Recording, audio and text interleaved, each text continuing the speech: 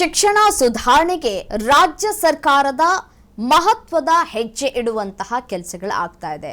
ಹೇಗೆ ಈ ಒಂದು ಸುಧಾರಣೆಯನ್ನ ತರಬೇಕು ಅಂತ ಹೇಳಿ ಚರ್ಚೆಗಳು ಕೂಡ ಆಗ್ತಾ ಇದೆ. ಆ ಕುರಿತ ಬ್ರೇಕಿಂಗ್ ಅಪ್ಡೇಟ್ ಬರ್ತಾ ಇದೆ, ಬನ್ನಿ ನೋಡ್ತಾ ಹೋಗೋಣ.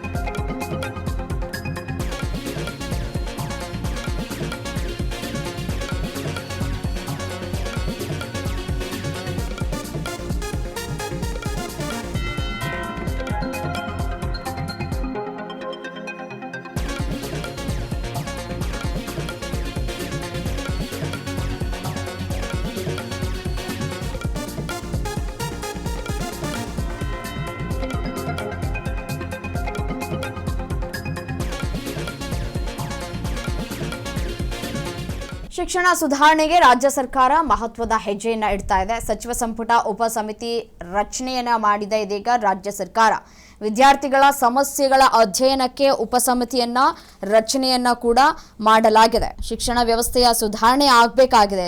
ಹಾಗಾಗಿ ಅದರ ಕುರಿತು ವರದಿಯನ್ನ ನೀಡಬೇಕು ಅಂತ ಹೇಳಿ ಸೂಚನೆಯನ್ನ ಕೂಡ ಹೊರಡಿಸಿದ್ದಾರೆ. ಯುಟಿ ಖಾದರ್ ನೇತೃತ್ವದಲ್ಲಿ ಸಚಿವ ಸಂಪುಟ ಉಪಸಮಿತಿ ರಚನೆಯಾಗಿದೆ. ಸದಸ್ಯರಾಗಿ ಉನ್ನತ ಶಿಕ್ಷಣ ಸಚಿವ ಬಸವರಾಜ ರಾಯರೆಡ್ಡಿ, ಪ್ರಿಯಾಂಕ್ ಖರ್ಗೆ, ಶರಣಪ್ರಕಾಶ್ ಪಾಟೀಲ್, ಮಧು ಬಂಗಾರಪ್ಪ ಅವರನ್ನ ನೇಮಕ ಮಾಡಲಾಗಿದೆ.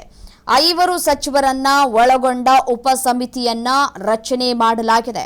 ನೋಡಿ, ಸಾಕಷ್ಟು ಪ್ರಶ್ನೆ ಪತ್ರಿಕೆಗಳು ಲೀಕ್ ಆಗ್ತಾ ಇತ್ತು. ಯೂತ್ಸ್ಗೆ ಬಹಳಷ್ಟು ಸಮಸ್ಯೆ ಆಗ್ತಾ ಇತ್ತು. ಜೆನ್ಸಿಗಳು ಯಾವ ರೀತಿಯಾಗಿ ಹೋರಾಟವನ್ನ ಮಾಡ್ಕೊಂಡು ಬರ್ತಾ ಇದ್ದಾರೆ ಅನ್ನೋದನ್ನ ಗಮನಿಸ್ತಾ ಇದ್ದೀವಿ.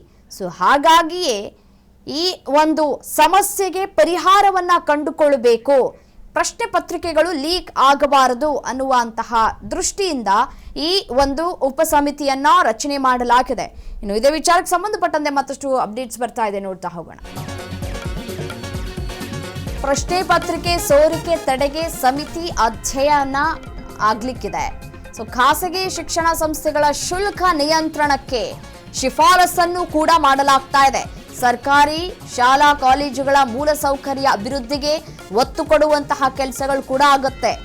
ವಿದ್ಯಾರ್ಥಿಗಳ ಕೌಶಲ್ಯಾಭಿವೃದ್ಧಿ, ಉದ್ಯೋಗಾವಕಾಶವನ್ನ ಹೆಚ್ಚಿಸೋದಕ್ಕೆ ಈ ಅಧ್ಯಯನ ಸಹಾಯ ಆಗುತ್ತೆ. ವಿದ್ಯಾರ್ಥಿಗಳ ಮಾನಸಿಕ ಒತ್ತಡ ಕಡಿಮೆ ಮಾಡೋದಕ್ಕೆ ಕೌನ್ಸಿಲಿಂಗ್ ವ್ಯವಸ್ಥೆಯನ್ನ ಕೂಡ ಮಾಡಿಕೊಳ್ಳಲಾಗುತ್ತೆ. 1 ತಿಂಗಳಲ್ಲಿ ಸರ್ಕಾರಕ್ಕೆ ವರದಿಯನ್ನ ಸಲ್ಲಿಕೆ ಮಾಡಬೇಕು ಸಚಿವ ಸಂಪುಟ ಉಪಸಮಿತಿ ಅಂತ ಹೇಳಿ ಈ ಒಂದು ಉಪಸಮಿತಿಯನ್ನ ರಚನೆ ಕೂಡ ಮಾಡಲಾಗಿದೆ. 5 ಸಚಿವರನ್ನ ಒಳಗೊಂಡಿರುವಂತಹ ಉಪಸಮಿತಿಯನ್ನ ರಚನೆ ಮಾಡಲಾಗಿದೆ. ನೋಡಿ, ಬಸವರಾಜ ರಾಯರೆಡ್ಡಿ ಕೂಡ ಸದಸ್ಯರಾಗಿ ಉನ್ನತ ಶಿಕ್ಷಣ ಸಚಿವರಾಗಿ ಅವರು ಕೂಡ ಇರ್ತಾರೆ. ಪ್ರಿಯಾಂಕ್ ಖರ್ಗೆ ಇರ್ತಾರೆ, ಶರಣಪ್ರಕಾಶ್ ಪಾಟೀಲ್ ಅವರು ಇರ್ತಾರೆ, ಮಧು ಬಂಗಾರಪ್ಪ ಅವರು ಕೂಡ ಇರ್ತಾರೆ. ಇವರನ್ನ ನೇಮಕ ಮಾಡಲಾಗಿದೆ. ಇದು ಏನು ಪ್ರಶ್ನೆ ಪತ್ರಿಕೆ ಸೋರಿಕೆ ತಡೆಗೆ ಈ ಅಧ್ಯಯನ ಬಹಳ ಇಂಪಾರ್ಟೆಂಟ್ ಆಗತ್ತೆ. ಮತ್ತೊಂದು ಕಡೆ ನೋಡಿ, ಖಾಸಗಿ ಶಿಕ್ಷಣ ಸಂಸ್ಥೆಗಳಿದ್ದಾವಲ್ಲ, ಆ ಖಾಸಗಿ ಶಿಕ್ಷಣ ಸಂಸ್ಥೆಗಳು ಮನಬಂದಂತೆ ಶುಲ್ಕವನ್ನು ತೆಗೆದುಕೊಳ್ತಾ ಇರ್ತಾರೆ. ಅದು ನಿಯಂತ್ರಣಕ್ಕೆ ಬರಬೇಕು. ಎಷ್ಟೋ ವಿದ್ಯಾರ್ಥಿಗಳು ಈ ಒಂದು ಶುಲ್ಕವನ್ನು ಕಟ್ಟೋದಕ್ಕೆ ಸಾಧ್ಯ ಆಗದೆ ವಂಚಿತರಾಗ್ತಾ ಇದ್ದಾರೆ. ಪೋಷಕರು ಕೂಡ ಒಂದು ಕಡೆ ಫೀಸನ್ನು ಕಟ್ಟೋದಕ್ಕೆ ಸಾಧ್ಯ ಆಗದೆ ಮಕ್ಕಳನ್ನು ಅರ್ಧಕ್ಕೆ ಶಾಲೆ ಬಿಡಿಸುವಂತಹ ಕೆಲಸಕ್ಕೂ ಕೂಡ ಮುಂದಾಗ್ತಾ ಇದ್ದಾರೆ. ಬಟ್ ಉತ್ತಮ ಶಿಕ್ಷಣವನ್ನು ನೀಡಬೇಕು ಅನ್ನೋದು ಪೋಷಕರ ವಾದವೂ ಕೂಡ ಆಗಿದೆ. ಬಟ್ ಏನು ಮಾಡ್ತೀರಿ? ಮತ್ತೊಂದು ಕಡೆ ನೋಡಿ, ಸರ್ಕಾರಿ ಶಾಲಾ ಕಾಲೇಜುಗಳ ಮೂಲ ಸೌಕರ್ಯ ಇದೆಯಲ್ಲ, ಅದು ನೆನೆಗುದ್ದಿಗೆ ಬಿದ್ದಿದೆ. ನೆನೆಗುದಿಗೆಗೆ ಬಿದ್ದಿರುವಂತಹ ಒಂದು ಮೂಲ ಸೌಕರ್ಯ ಅಭಿವೃದ್ಧಿಗೆ ಒತ್ತು ಕೊಡುವಂತಹ ಕೆಲಸಗಳು ಈ ಒಂದು ಸಮಿತಿ ಮಾಡುತ್ತೆ.